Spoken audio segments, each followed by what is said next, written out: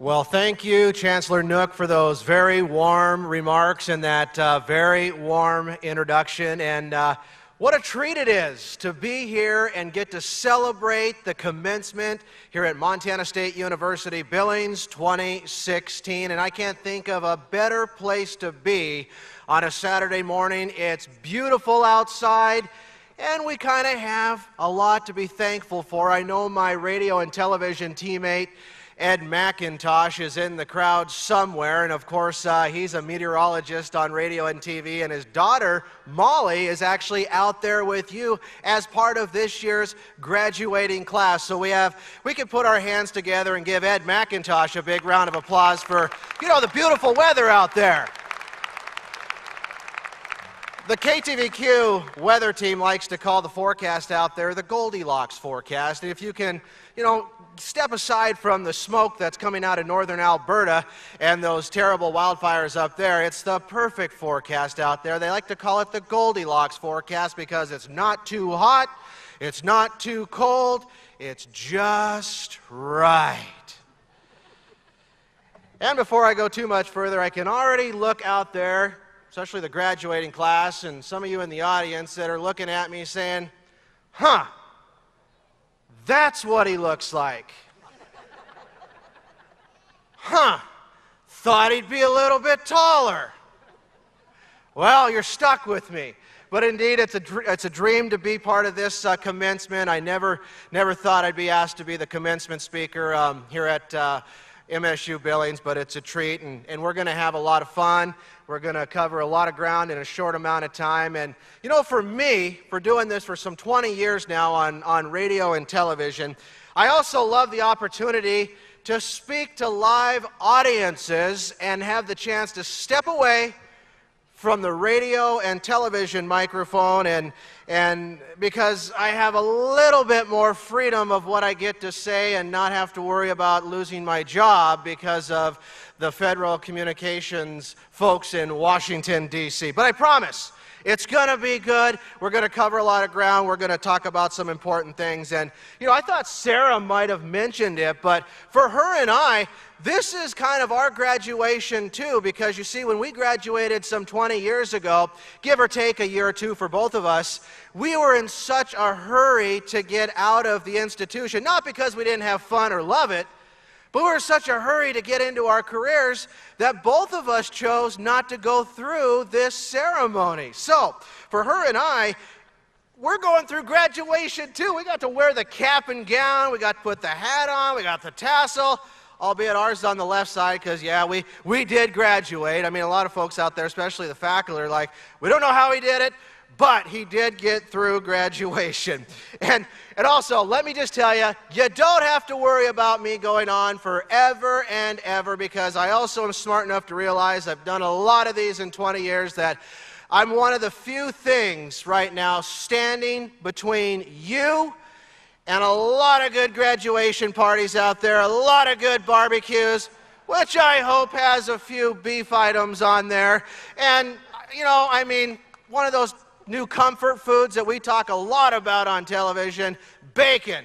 Make sure your barbecue has lots of beef and bacon, but in all truthfulness, just have fun out there, enjoy today, celebrate the successes, celebrate the fact that you have so many friends and family with you here to take part in this once-in-a-lifetime opportunity. And my goodness, if you don't have a lot of energy, and if you can't feel that right now inside this arena, please check your pulse, because, these kids are excited. They're excited to graduate. We've got folks here from Cameroon, Africa, for crying out loud, taking part in the commencement this year. So my goodness, it's a fun day for sure. But moving forward, in the short amount of time that I want to cover, I want to tell you a little bit about my experience at Montana State University Billings, and then talk about chasing your dreams but staying true to yourself. And that's basically my message today for the graduating class of 2016. First of all, though, my experience at Montana State University Billings can be summed up in one word: awesome. I'd also be remiss if I didn't tell you that live audiences get to learn a little bit more about me than those on radio and television. And for a lot of people, you may not realize that MSU Billings was actually my second go at college. The first go, I wasn't ready. I wasn't quite sure what I wanted to do. And so I ended up going back to my family's ranch in Chinook and just kind of taking a little bit of time to mature. And it finally dawned on me what I wanted to do, and that's when I decided to come back to Billings, enroll at Montana State University, Billings, and pursue a degree in communications. And I have to tell you, I mean, coming from a rural community, having grown up on a farm and ranch, and coming back to college in Montana's largest city was a little bit nerve-wracking. I wasn't sure what to expect. I wasn't sure how I was going to be accepted, because I was one of the few, as you might expect, that was running around campus in a pair of cowboy boots.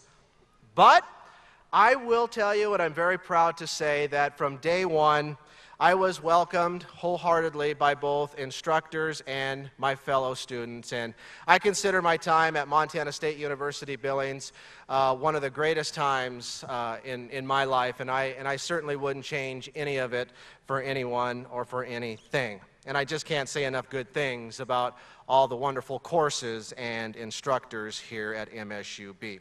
And as you guys know, as the graduating class, these men and women generally and genuinely care about your success, and really, the smaller class sizes give them the opportunity to have real interaction, and it provides you guys the atmosphere to have access to them that isn't always offered at larger universities, where sometimes, unfortunately, you become just a face in a big lecture hall like this one. But in my case, I had some good times at MSUB, especially some great times within the communications department. And I want to thank everyone who helped me in my career in the media. And even though it wasn't specifically an agricultural communications department, I learned so much, and I have so much to be grateful for. Words cannot describe it in the time allotted this morning.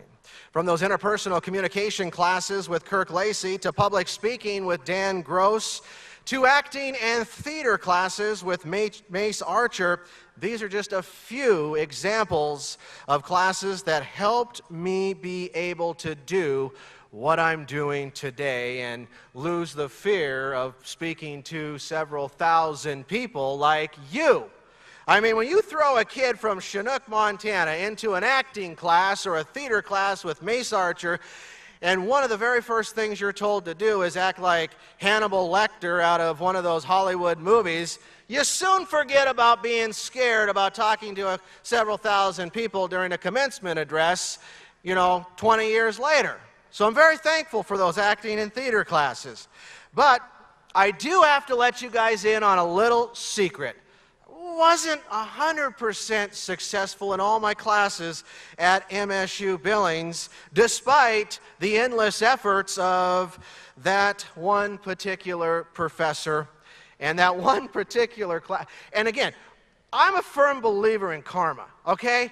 I mean, karma is karma, and I tell you, and I know he's retired now, but Professor Ted Jensen with the Spanish class at MSU Billings deserves all the awards in the world for trying to get me through his Spanish classes. I don't know what the deal was. It just wouldn't take. And I look back now, I still struggle with the English language, for crying out loud. How was I ever going to really grasp Spanish? Had I known, though, that 20-some years later, I would have been invited on several trade missions with agricultural groups from this organization and agricultural groups from that organization into Latin America, where, yeah, Spanish is kind of important down there. And we're negotiating multi-billion-dollar trade deals that involve Montana beef and Montana wheat and barley. I'm thinking, I kind of wish I would have paid a little bit closer attention in Dr. Jensen's Spanish class so I don't look like that dog at home when you're talking to him, trying to figure out what each of us are saying. But we did make it through, and again, I'm very honored to have a communications degree from Montana State University.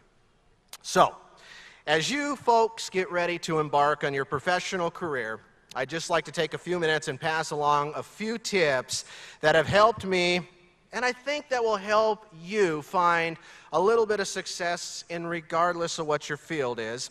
And really, a lot of what I have to say this morning is just pure common sense, but given everything in society today, there seems to be a lack of common sense out there. But I was very lucky and very privileged and very honored to grow up in rural America in that little town up there along Montana's High Line, along the beautiful and scenic Milk River, where, you know, things like values and hard work and common sense were taught to me very early on from my parents and my grandparents. And really, that leads me right into my first tip. And that my first piece of advice is something my parents told me right away, and that's finding something you like to do. Seems pretty easy, right? But that is so important. And obviously, whatever your degree is in, it's something you're interested in, so that's good. You're off to a great start. But please, please, please do not choose a career if you can't give it your 100%. Or as my parents told me, you're going to be miserable and unhappy in your career. So find something you like to do. Another tip that I take very seriously and I pass along to different groups of all ages whenever I get a chance is realize you're not entitled to anything. Entitlement isn't something you're born with. This was also taught to me at a very early age, especially growing up on a ranch, as was having a strong work ethic and realizing that if someone wants to be successful, there isn't a guaranteed 8 to 5 work schedule out there every single day. You ladies and gentlemen need to roll up your sleeves, stay till the job gets done, and try to do it right the first time and earn that success, and don't think that it is entitled to you. Because I can speak to you from experience.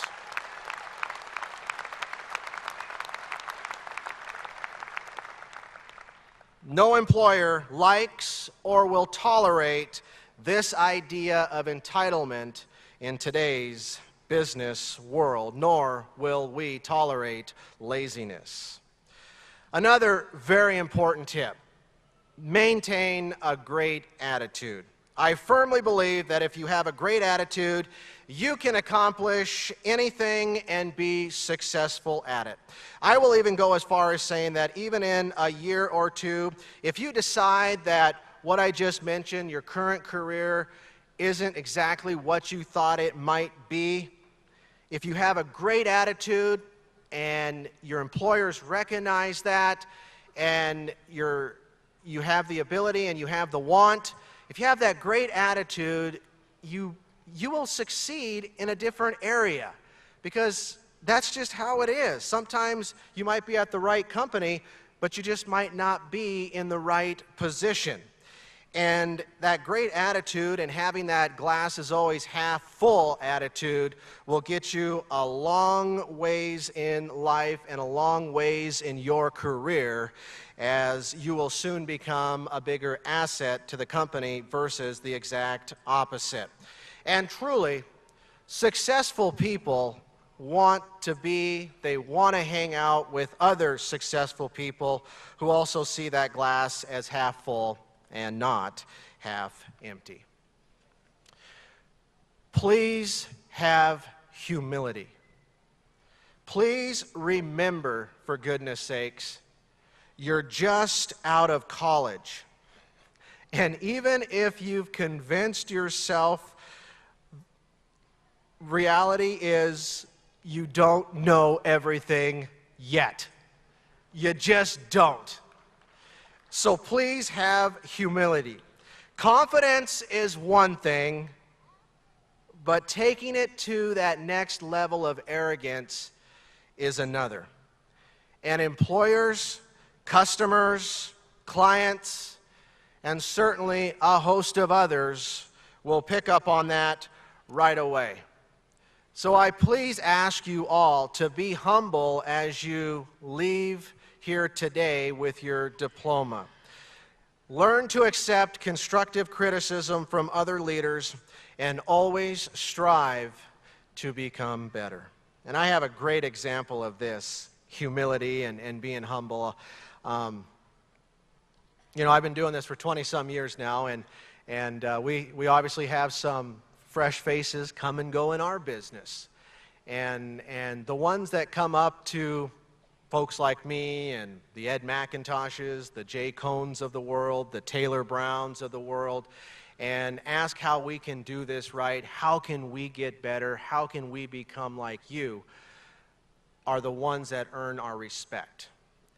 The ones that jump into it with the I know everything attitude and have the arrogance and the ego right from the get-go, leave us like scratching our heads, because we're like, what's up with the ego? You're brand new to this radio station. You're brand new to this television station. For goodness sakes, your signal, your voice, your face doesn't even get out of the city limits, for crying out loud. You don't have any reason to be arrogant right now. So just be humble. Accept that you're new and always be willing to learn. Be prepared. That's another important point of being successful in your careers. Don't be that person that always shows up and contributes nothing. You're not an asset at all when you're that guy or you're that gal. You're actually a detriment. And I remember 20 years ago when I decided to come back here and enroll at MSU Billings, and I decided I was going to pursue a communications degree because I wanted to be like Conrad Burns. I wanted to be like Taylor Brown. I wanted to be on radio and television and deliver the farm and ranch news and agricultural markets that America's most essential industry needs. I had never done it, though.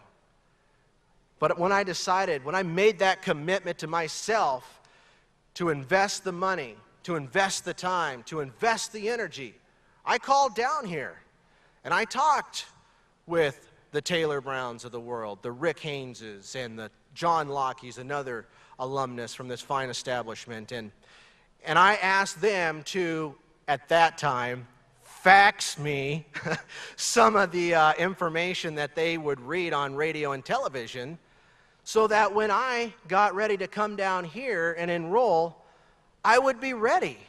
And so that's what I did that summer, as I was bouncing around hay fields and swathers and putting up hay and doing this and that on the ranch. I was practicing reading the farm and ranch news, and I was practicing how to read cash cattle markets, and live cattle are up 50 cents at $148.50 today.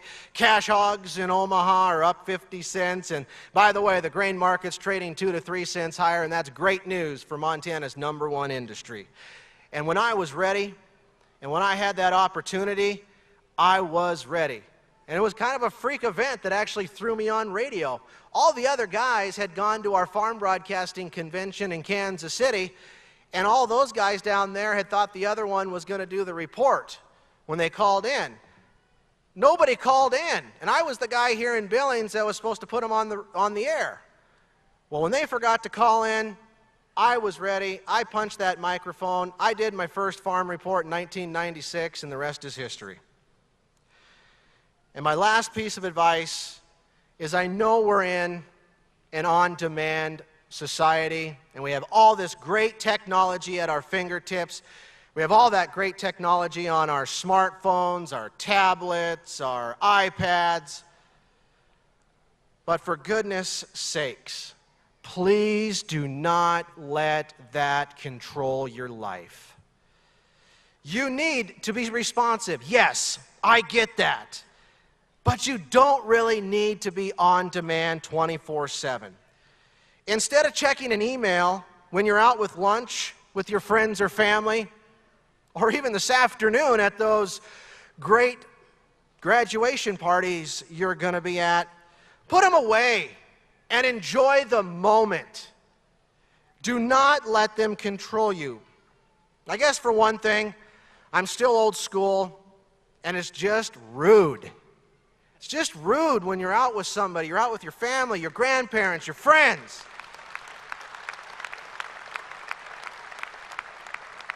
And you're trying to have a meaningful conversation. You might not have seen these folks forever, and you're over there doing whatever. Cell phoning it, selfies, tweeting, Facebooking, whatever. There'll be time in your day that you can do that. Because,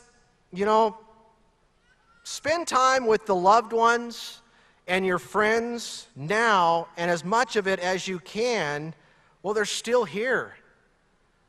Don't waste this precious time, because in the long run, I guarantee it, you will regret it. So as we wrap things up, yesterday we celebrated the life of former U.S. Senator Conrad Burns in this building. And for folks who don't know, Conrad was actually the founder of the very company I work for, the Northern Ag Network. And he founded that in 1975. And if there was one man, politics aside, doesn't matter what you believe in, if there was one man who didn't waste an opportunity, it was him. And I'm very thankful that he had the vision over 40 years ago to want to serve farmers and ranchers, and I'm still very honored to be part of his legacy today. Because that's what it's really about. Wanting to have a servant's heart and help others become better and help others become more successful. And as I said earlier, because if you do all of that, and a few of those tips I've mentioned today, you too will have that honor and that feeling of success. You see, I never dreamed that a kid from Chinook, Montana, of all places, home of the Sugar Beaters, go Beaters, would ever have been given an awesome opportunity of a lifetime to do what I do, have fun doing it, and some of the places that it has taken me around the world, and talking about farm and ranch news and agricultural markets. But I wanted it. I set my mind to it. I worked damn hard at it. I prepared. I kept a great attitude. I've kept my humility. And I have never, ever forgotten those who have helped me along the way. And that, ladies and gentlemen, is how I chased my dream, but stayed true to myself. And I want to leave you with a quote from one of my all-time and favorite philosophers in this entire world, Jimmy Buffett. What else would you expect? Seriously. It's 5 o'clock somewhere, folks. So, congratulations and good luck to all of you, and may each of you find the success that's waiting for you in each and every one of your careers. God bless you, and thank you for letting me be part of your commencement, and I wish you all the best.